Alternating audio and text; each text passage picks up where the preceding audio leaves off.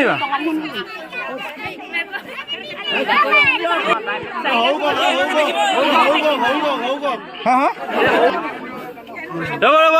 গামোচা বহল কৰক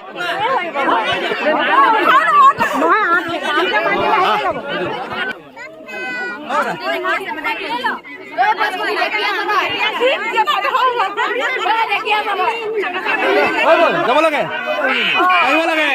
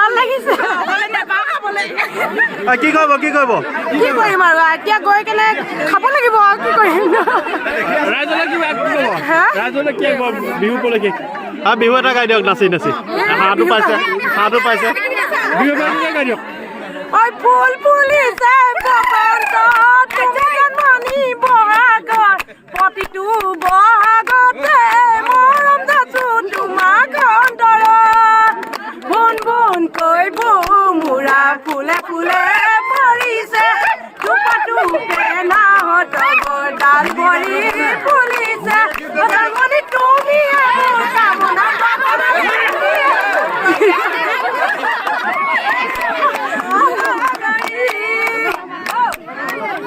আমি তেখেতলৈ ধন্যবাদ দিছোঁ।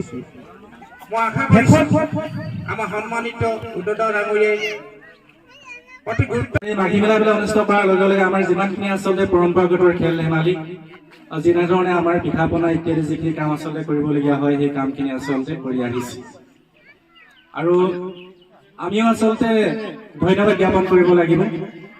আৰু ইয়াত এটা কথা আচলতে প্ৰমাণ কৰি দেখুৱাইছে যে যুৱ শক্তিয়ে মহান শক্তি আৰু যুৱ শক্তিয়ে যদি কিবা এটা কাম কৰিব বিচাৰে নিশ্চয় যিকোনো কাম কৰিব পাৰে। আৰু খুব কম দিনৰ ভিতৰতে তেখেতলোকে এই অনুষ্ঠানটো আয়োজন কৰাৰ ক্ষেত্ৰত যিখিনি সবল নেতৃত্ব বহন কৰিলে মই তেখেতলোকক ধন্যবাদ জ্ঞাপন কৰিছোঁ। আৰু এই শুভ মুহূৰ্তত মই আপোনালোকৰ সন্তান, গতিকে মই বেছি দীঘলীয়া বক্তব্য নাৰাখোঁ। গতিকে ইয়াৰ পিছত আমি খেল ধেমালি উপভোগ কৰিম, যিহেতু গোটেইখিনি পৰম্পৰাগত খেল ধেমালি হ'ব। আমি দেখিছোঁ হাঁহৰ গঁৰাল বনাই থৈছে, অন্যান্য খেল ধেমালিবিলাকো ইয়াত অনুষ্ঠিত হ'ব। গতিকে আমি সকলোৱে উপভোগ কৰিম। মই কথা কোৱাৰ আগতে মই চাইছোঁ ঘড়ীটো, গতিকে ইয়াত আমি খুব সোনকালে আৰম্ভ হ'ব। খালি মোৰ এটাই আহ্বান, আমি এতিয়া খেল ধেমালিবিলাক পৰম্পৰাগত সকলোবিলাক খেল ধেমালি আমি উপভোগ কৰিম। যেতিয়া আমাৰ সাংস্কৃতিক সন্ধিয়া হয়, সাংস্কৃতিক সন্ধিয়াবিলাকত কি হয়, আমি আজিকালি এটা বেলেগ এটা নৃত্য দেখিবলৈ পাওঁ, নিশ্চয় পাওঁ, নহয় জানো? আৰু যিহেতু ইয়াত বিপিন দা আৰু বিপিন তেওঁৰ সুযোগ্য সন্তানে ইয়াত আহিব পৰিৱেশন কৰিব, চিনি নাপায় প্ৰতিটো গানতে বিপিন দা আৰু তেওঁ সন্তানে ঢোল বজাব। প্ৰতিটো গানতে আমাৰ স্বকীয়তা জড়িত হৈ থাকিব, পৰম্পৰাগত আমাৰ বিহু জড়িত হৈ থাকিব, প্ৰতিটো গানৰ লগত পৰম্পৰাগত আমাৰ মাঘ বিহুৰ কথা জড়িত হৈ থাকিব। গতিকে গোটেই কথাখিনি আচলতে সন্তুষ্ট হৈ পৰিব। আৰু এই কথাকেইটা মই এইটো কাৰণে কৈছোঁ, যেতিয়া নেকি আমি মাঘী মেলাখন ইয়াত অনুষ্ঠিত কৰিছোঁ, আমি খুব কষ্টৰে, খুব আগ্ৰহেৰে, খুব হেঁপাহেৰে আৰু সকলোৱে পৰিয়ালে একেলগে মিলি জুলি চাবৰ কাৰণে আমি ইয়াত অনুষ্ঠিত কৰিছোঁ। আৰু এই কথাটো মই এইটো কাৰণে আচলতে ক'ব বিচাৰিছোঁ, সাংস্কৃতিক সন্ধিয়া আৰম্ভ হোৱাৰ লগে লগে আমি এটা নতুন নৃত্য আমি কিছুদিনৰ পৰা লক্ষ্য কৰি আহিছোঁ, সেইটো আপোনালোকেও দেখিছে। সেই নৃত্যটো হ'ল এনেকুৱা ধৰণৰ, মূৰত হেলমেটটো পিন্ধিব, গাত কাপোৰ নাথাকে, তেনেকুৱা ধৰণৰ আমি কিছুমান সাংস্কৃতিক সন্ধিয়াবিলাকত নৃত্যবিলাক দেখিবলৈ সাধাৰণতে পাওঁ। আমি আশা প্ৰকাশ কৰিছোঁ যে আমি পৰম্পৰাগত আজি মাঘী মেলা ইয়াত অনুষ্ঠিত কৰিছে, এই মাঘী মেলাৰ পৰাই আচলতে সেই নৃত্যটো শেষ হ'ব লাগে। সেই কথা কৈছোঁ। ভকতৰ ৰেখা বাক্যে আমাৰ বক্তব্য সামৰণি মাৰিব বিচাৰিছোঁ।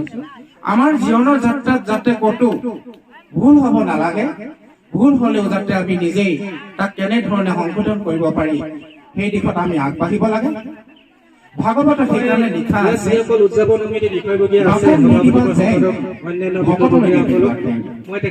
ঈশ্বৰলৈ নিদিবা পিঠি, তেহে যাব বৈকুণ্ঠলৈ উঠি।